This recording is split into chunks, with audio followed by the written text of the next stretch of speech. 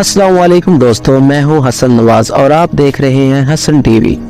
आज की इस वीडियो में हम बात करेंगे अहादीस की रोशनी में की गई डॉक्टर इसरार अहमद की पेशन गोई के बारे में। तो चलिए शुरू करते हैं आज की वीडियो। सबसे पहले डॉक्टर इसरार अहमद साहब का आपसे मुख्तसर तारफ करवाते हैं। डॉक्टर इसरार अहमद मौजूदा हरियाणा हिंदुस्तान में 26 अप्रैल 1932 को पैदा हुए। उन्होंने यूनिवर्सिटी ऑफ कराची से BA और MA इस्लामियात किया और किंग एडवर्ड मेडिकल कॉलेज से MBBS किया। डॉक्टर इसरार अहमद एक मारूफ आलिम दीन और इस्लामिक स्कॉलर थे। उन्होंने तकरीबन 60 से ज्यादा किताबें लिखी, जिनमें से 29 किताबों का अंग्रेजी समेत मुख्तलिफ जबानों में तर्जुमा भी हो चुका है। उन्होंने 14 अप्रैल 2010 को लाहौर में वफात पाई। डॉक्टर इसरार अहमद अहादीस की रोशनी में कहा करते थे कि एक दिन पूरी दुनिया में मुसलमानों की खिलाफत कायम होगी और इसमें जो शक करेगा उसका ईमान कमजोर है। अब बात करते हैं कि इसका आगाज कहां से होगा। डॉक्टर इसरार अहमद ने इस हवाले से 2 अहादीस बयान की हैं। पहली इब्ने माजा की हदीस है, जिसका मफहूम कुछ यूं है।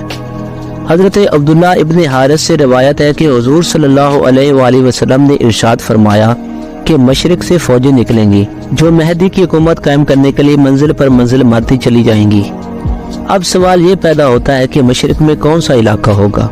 तो इसरार अहमद साहब फरमाते हैं कि अरब के मशरिक में ईरान, अफगानिस्तान, पाकिस्तान और अगर मजीद तौसीह दे तो हिंदुस्तान भी हैं। इनमें से ही किसी इलाके में निज़ाम खिलाफत कायम होगा और यहाँ से फौजें निकलेंगी और अरब में इमाम मेहदी की हुकूमत कायम करेंगी।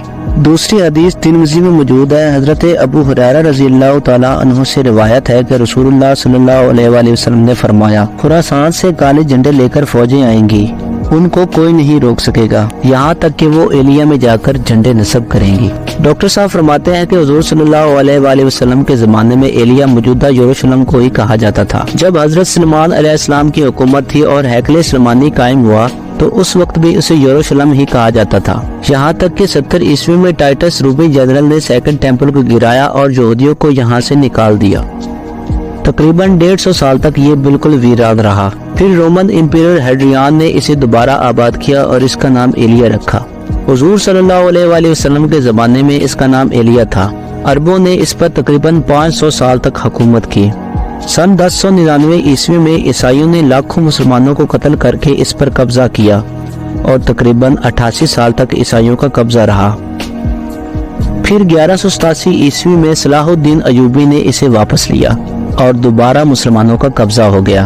फिर 1967 में इस पर यहूदियों ने कब्जा कर लिया, जिसकी तफसीलात इससे पहले वाले वीडियो में मौजूद हैं। अहादीस मुबारका की रोशनी में डॉक्टर इसरार अहमद ने ये पेशन गोई की कि एक दौर आएगा जब फिर से यरूशलेम पर मुसलमान काबिज होंगे, लेकिन इसे वापस लेने वाले अरब नहीं होंगे। वो फौजें खुरासान के इलाके से निकलेंगी। खुरासान क्या है?